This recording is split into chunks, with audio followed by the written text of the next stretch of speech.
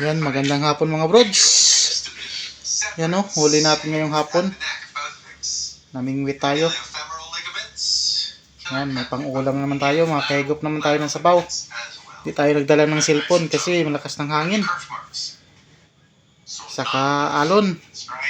Dito lang tayo sa tabihan. Wala tayo, may pang-ulam na din tayo. Higop pa tayo ng sabaw. Yan. Okay, mamaya mga brods. Cuts and cook tayo. Huwag ka na mag-video-video ay brown out na nga ni. Nilinisan na yung ano natin isda. Yan, kasi lulutuin to bukas pa. Para may pang-ulam pa bukas. Yes. Meron pa tong kasama sa ref na ganito rin. So, isi-sweet and sour natin siya tomorrow. Para may pang sweet and sour pa tayo. May pang-ulam pa tayo. Correct. Bukas. Yung iba. Kung dalawang araw din na ulam ah. Correct. Nabutan pa tayo ng brown out. Ano pa?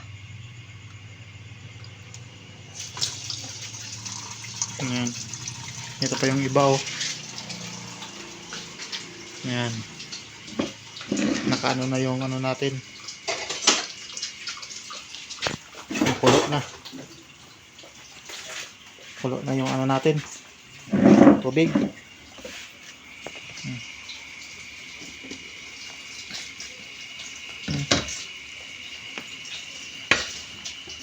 Sinsya na mga brod, madilim, brown out.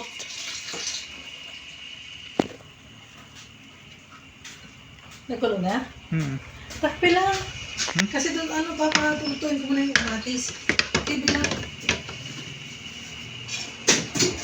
Ano natin maya maya.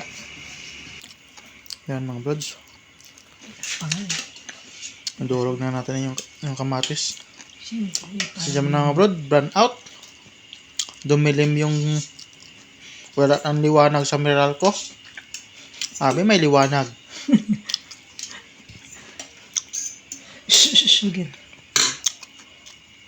Yun. Sinabawan natin ngayon. 3 piraso.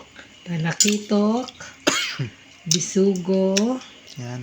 and bisugo. Ay. Fresh na fresh. Lagyan na natin tong May kalamansi pa dun. yes, sili. And takpan natin para kumulo. Yan.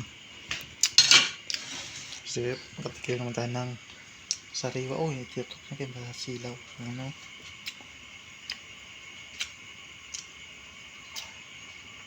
Sariwang isda. May ulit mga brods. Yan mga brods. Kain na tayo. Yan o. Ito na yung sinabaw natin. Yan.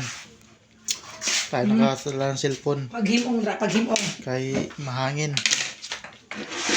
Kain na tayo. Kakain na.